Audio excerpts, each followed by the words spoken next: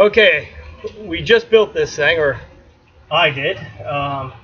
Just some thoughts about cleaning big Sanke kegs and even small corny kegs. Basically what this is just a keg washer. I can do 2 kegs at the same time. And I'll try to kind of go over this a little bit with you. Sorry, I don't have my microphone on today. It's kind of a last minute kind of fill you in what's going on here. First off is the first bin right here is full of Pbw, and there's a sump pump in here. And what it's doing is pumping into from this hose right here up into this valve. And where it's going from here is into this pipe, back over here, all the way around here into this Sanke keg. It's pushing water all the way up through the stem in the Sanke all the way to the top, and it's circulating Pbw. Basically, I'm going to do this for about 20 minutes. And also what it's doing is coming out the airline of that Sanke tap, back up into the second keg, and then coming back down through a line right up under here. It's hard to see, but there's the line right there. And it's pumping water back into the Pbw bin. This is all homemade. I didn't want to spend a lot of money on a keg washer, so I built it myself. But so far it's working. We're just on the first step right here. And we'll continue to go on, and I'll show you each step as we go. But right now we're using the first valve, and that's the Pbw valve from the tank into the kegs and back into the tank. And it's just recirculating Pbw, cleaning out the kegs. Probably just do this for about 20 minutes, and then we'll switch over to the next step. Okay, it's been 20 minutes, and basically what I'm doing is I'm letting all that Pbw in that bin flow out and just get rid of it. If I was going to do more kegs, I would just undo the Sanke taps and put 2 more kegs on there. This is good Pbw solution, but right now I'm only doing these 2, and we're just going to let it pump out all the Pbw out of the bin. And then I'll know it's circulated all of it a few times. The Pbw solution, it should feel slimy. This is 15-gallon tubs, and so you mix in the 3 tablespoons, and you'll get that slimy feeling. You can also use hot water. 150 degrees is probably the best temperature. I'm going to try to figure out a system that I can pump hot water from my kettles into this bin and get my water heated up to 150 degrees. That way I can clean even better. Pbw is best used at about 150 degrees. So we'll pump it through at 150 degrees next time, but this time it's just kind of a demonstration. Okay, what we got going on now is we're going to turn off our Pbw valve, turn on our water valve. It's just a hose connected to the hose outlet, and now it's flushing out my Pbw. We're going to let this run probably about 10 minutes, let it flush all that Pbw out of the keg or any debris or anything else that we might have in there. Again, it's just 2 Sanke taps, and it's running from one keg to another, and we're just flushing it out, and that's how it's going to work. And we're going to let this sit and flush for 10 minutes, and then we'll move on to the next step. Pretty easy. I mean, I thought it was going to be harder to make one of these things, but the reality of it is I figured it out. There's a couple things I want to change on it,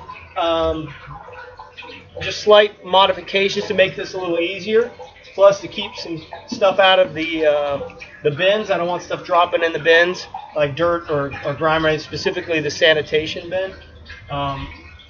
This is going to get stuff in it. The Pbw bin is going to get stuff in it from the kegs, trub and anything else that might be stuck in these kegs. But the key is to get it so it's spraying on the top of the kegs, and it is, and we're just rinsing them out. And that's what we're going to do. All right, we'll see you in about 10 minutes. Okay, what we've done now is we're flowing some sanitizer. I only have 1 pump right now. I've got to buy another one. So we're using the Pbw valve to pump sanitizer through these kegs. As you can tell, it's pumping out. I'm waiting for it to kind of bubble up to push some of this water out. I can hear it going. Once we see some foam and stuff coming out, we'll put the valve back in, this hose back into the bin. I think I have a better idea for this. When I want to flow out, when I make a longer hose, I'll maybe put a 3-way valve or something in, so I don't have to keep moving the hose around. I just don't want. I want to make this as simple as possible. So may go ahead and get a valve, 3-way valve, and be able to pump. Now you can see that there's foam, water coming out. That means the sanitizer's coming out. So we're gonna stick this right back in to the bin. Got to figure a little bit better system, maybe some different bins. I don't know. Don't really need that much water, but it's flowing back through. Sanitizer's mixing in, and now I'm sanitizing my kegs.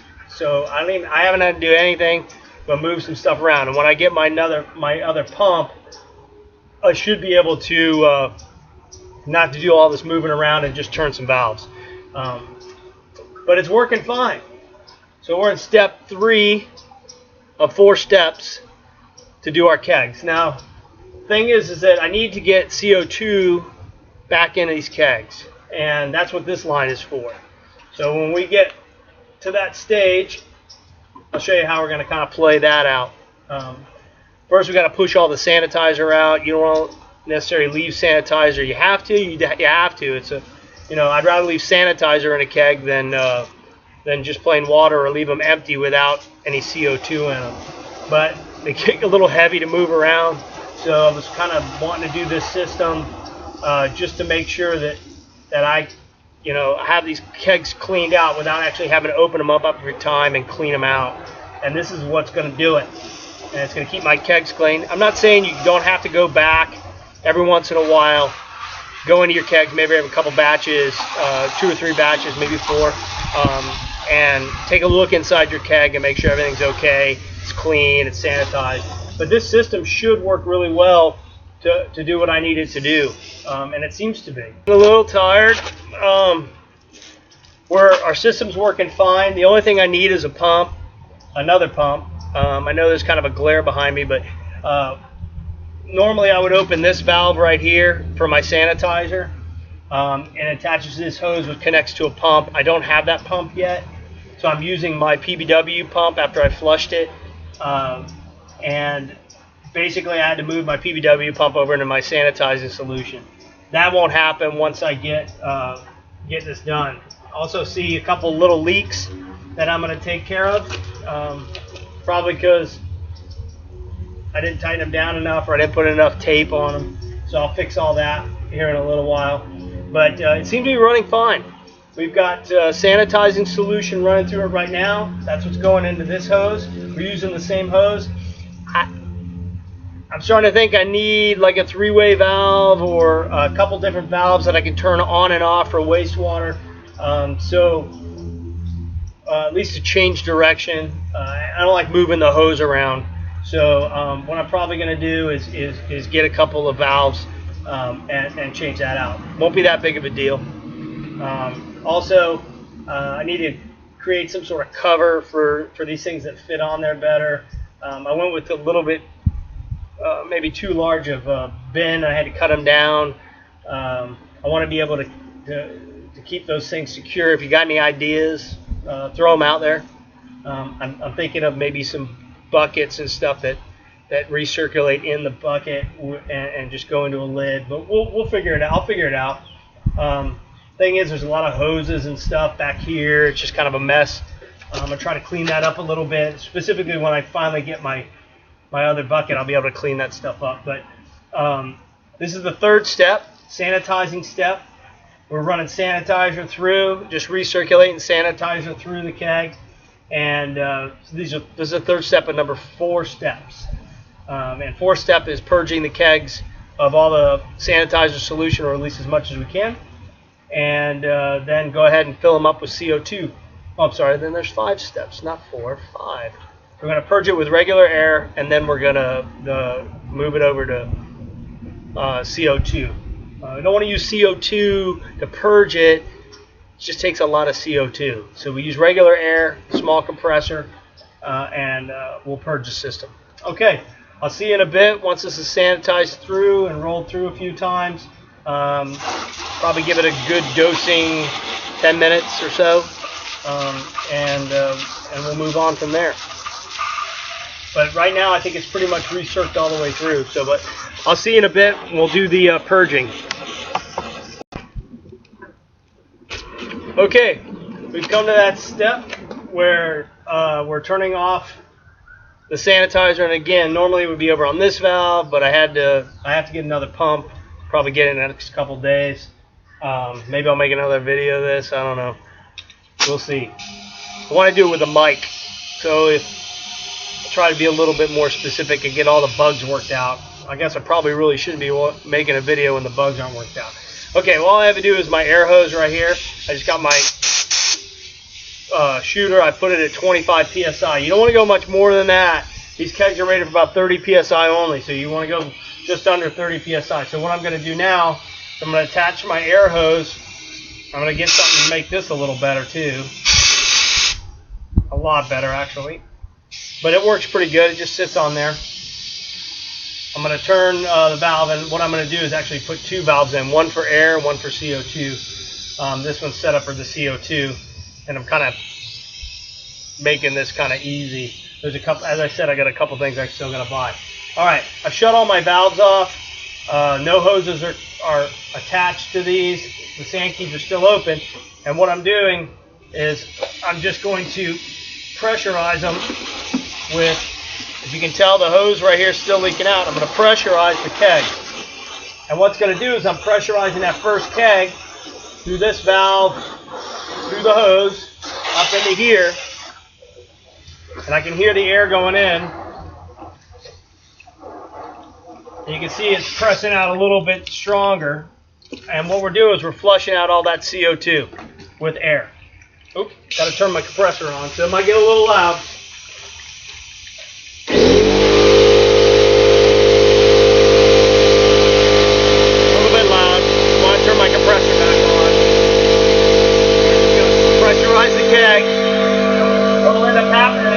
Sanitizer will push out of this keg and into this, and then that sanitizer will push out on this hose right here, and it'll dry out the keg.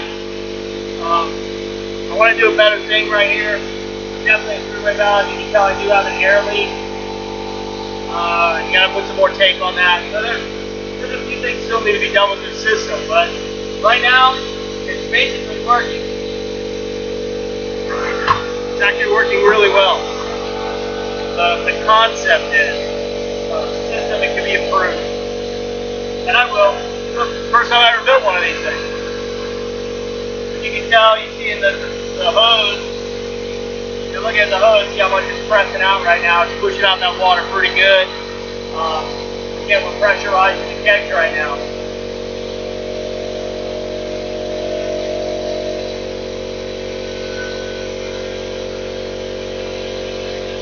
We're just going to let this thing push out. And I'm not turning off the video, I'll splice it later, but I want to make sure you see what actually happens. As I said, Mavericks likes to do things on their own. I mean, we like to build our own stuff. We're breaking the mold. We're trying to cut down on costs. Everybody in the brewing world says it costs a fortune for all this stuff, and it does. I've looked up the prices. To get a commercial one of these is not cheap. But it's very simple design, so it's very easy to build. And as long as I can build it, hey, we're going to build it. We're going to save some money. That way I can pass that along to my customers too. Anytime I can put something together that works and it doesn't increase my cost, make it happen. Now you can see that it's flowing out. We're going to let it keep flowing out until all that sanitizer comes out. At least as much as possible. And air's cheap, so we'll keep pushing that out.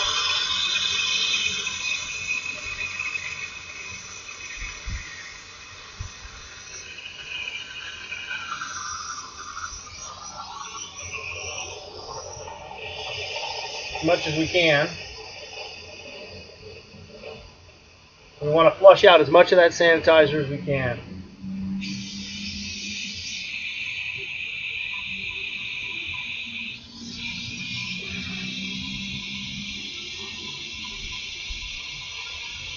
Alright, now the keg's all pushed out, all the sanitizer's out of the keg now.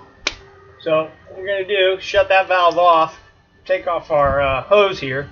I'm going to go get the CO2 tank, and then I'm going to pressurize these things with CO2. We're at that stage where I'm going to purge out all the air out of the keg. I've turned on my CO2 tank. I got my valve hooked in. I got about 30 psi on there, just under 30 psi. I'm going to go ahead and open up the keg, and we're going to start seeing air come out. Now I'm just going to let it pressurize.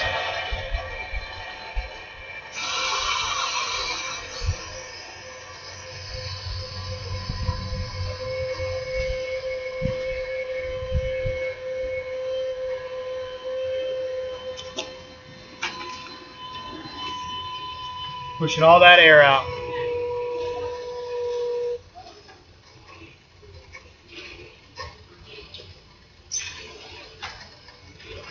I'm going to let it run for a little bit here, not long. I'm just trying to get all that air pushed out, and that's what's doing right now.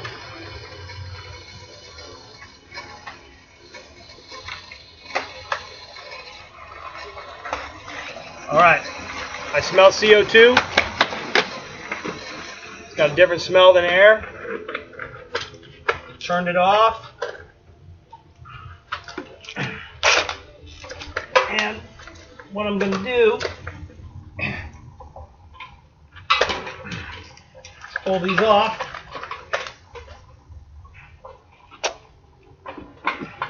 Just the valves. And now they're full of CO2.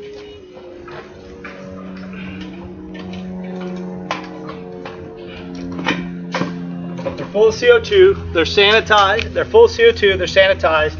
And as you can tell, they're basically empty, and they're ready to go. All right, and that's about it. That's how you do this thing. And now that they're done, they're clean. And when I want to put beer in them and just purge the CO2, I can pump right in using a Sanke tap. I can pump right from the fermenter into the keg, or I can use my hose, and I do it that way too. So the less exposed to air my beer is, the better. And again, now that they're purged with CO2, I can click on a Sanke tap on the top of this thing with an open ball and an open valve. And what I do is I fill in through, just like I do here, fill in through the fill, and the CO2 will come out the side. I also have a counter that tells me exactly how much beer is going into the keg, so I know exactly how much beer is in each keg, and I can mark it on the side so I know. But that's it. It's basically the system.